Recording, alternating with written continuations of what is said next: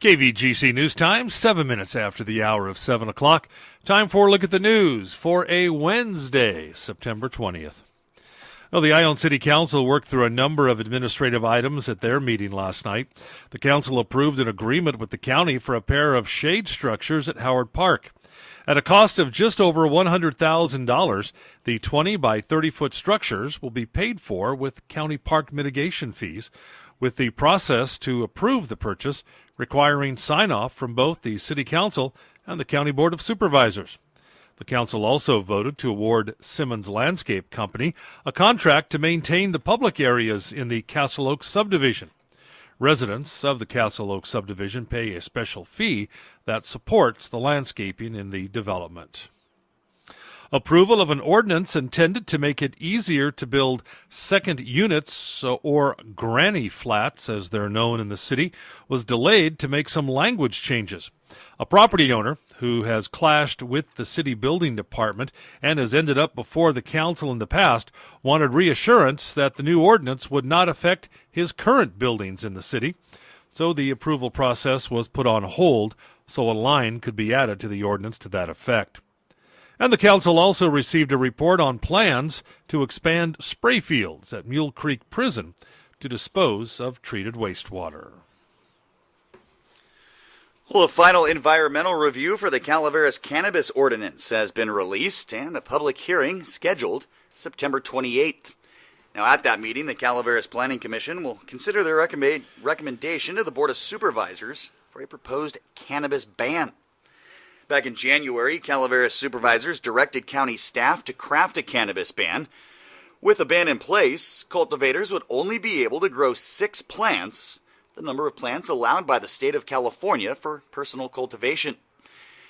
The final review, prepared by Ascent Environmental Incorporation of Sacramento, based on a draft document released publicly in April, and did add an alternative that supervisors could choose outside of an outright ban, and the proposed medical marijuana ordinance the previous board directed staff to craft back in 2016.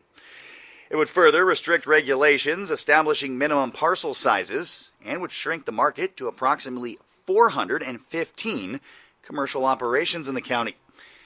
The EIR also states that a ban would eliminate funding sources to combat the increased number of illegal cultivators that would come from the ban. The environmental review required by California Environmental Quality Act, used by decision makers as a tool to determine whether or not to approve an ordinance.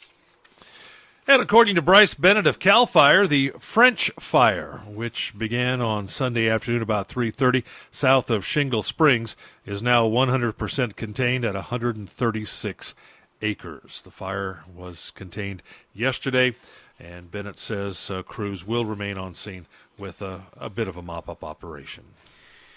And Tuolumne County law enforcement say an email scam targeting residents in the county by threatening their lives. According to the Tuolumne County Sheriff Office, this week, some residents have received a scary email that reads, quote, "Someone paid me to kill you." Well, it then goes on to offer a way to spare your life by emailing back within 48 hours to an email address included in the correspondence. It also states not to notify law enforcement. Well, officials say this, of course, is a scare tactic, with the scammers attempting to prey on victims through fear. They advise the public not to contact the sender or give any personal info. Instead, take a screenshot, delete the email immediately, share the image of the email content with friends and family and local law enforcement. So far, residents of neither county, Amador or Calaveras, have reported receiving such scams or emails to local law enforcement. Well, this Saturday is the start of the 2017 deer hunting season in both Amador and Calaveras counties. Both the California Fish and Game Department and CAL FIRE urge all hunters to be careful this hunting season. Fire danger is still extremely high. Also, Fish and Game officials remind hunters of a few common sense safety tips. Always wear bright orange hunting gear so you can be easily seen and not confused with a deer. Do not pull the trigger unless you are sure without doubt that your target is, in fact, a legal deer. If at all possible, avoid hunting alone. Let your family and or friends know where you're going hunting, where and what time you're expected to be home. Check the weather forecast, make sure that you're properly equipped for the weather, and take care of your hunting equipment both before and after the hunt. Now, for more information, you can visit the Fish and Game Wildlife website at wildlife.ca.gov or call State Fish and Game in Sacramento and ask about rules for D5. We are in zone D5 here in Amador and Calaveras counties. And that's a look at local news on a Gold Country Wednesday morning. Residents of Plymouth, you're waking up this morning. Crews should have completed all the work. I was in Plymouth last night for a meeting at the fairgrounds, and they were already flushing some of the lines that they had worked on. So again, now water samples will be taken today. Again, tomorrow, if they come back clear, then the boil water order will be lifted for residents in Plymouth.